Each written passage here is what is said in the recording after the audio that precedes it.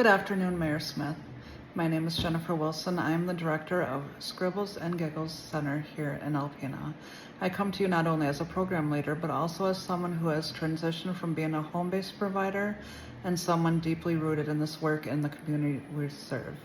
I have worked as a home provider for 8 years now, and I am now the director for nearly 3 years. I am here today to shed some light on a crisis that often goes unnoticed: the severe shortage of qualified early childhood educators trained to support children with disabilities in childcare settings. This is not a staffing problem. It is an issue that impacts our most vulnerable children and their families. There are many families that search for childcare and are denied because the center does not have the capacity of staff to help with children with special needs. Childcare programs across our city are facing increasing demands for environments that are welcome and support children with developmental, behavioral, and physical needs. Yet we are unable to meet this demand because we do not have the trained staff required to do so safely, compassionately, and effectively. While general staffing shortages are well known, the resources for training staff to adequately care for the children is also a need. In Michigan, many programs operate without special education liaisons or adaptive curriculum support. This leaves educators overwhelmed and underprepared. The burnout rate will increase as staff feel that they are not receiving the required help that they deserve. Let me share a personal story. I have had the honor of meeting a family 2 years ago. We noticed that Joe showed many signs of being autistic. The doctors, however, were not ready to send the child with a referral to be tested. We worked diligently with the child until it became more than we could handle.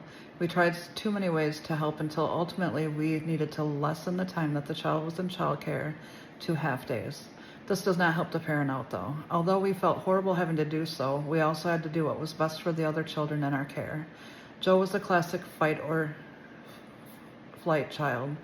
If he was overstimulated, he would become violent and need to be separated to calm down.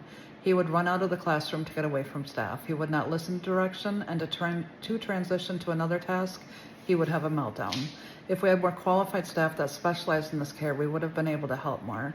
Right now, there is no required training for staff or assistants with the proper training. We need help, not just for Joe, but every other child and parent who needs the help. Stories like this happen far too often. When children are excluded due to staffing limitations, we are sending a message that they don't belong, and it's unacceptable. Every child deserves the opportunity to grow, play, and thrive in a safe and inclusive early learning environment.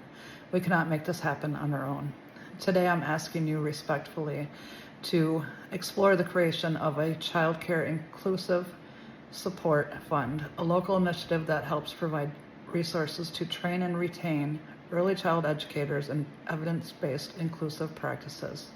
This should include professional development grants, funding for inclusive coaches or consultants to work with child care providers across the county, and stipends or wage enhancements for teachers who serve with children with disabilities in mixed age or general education settings.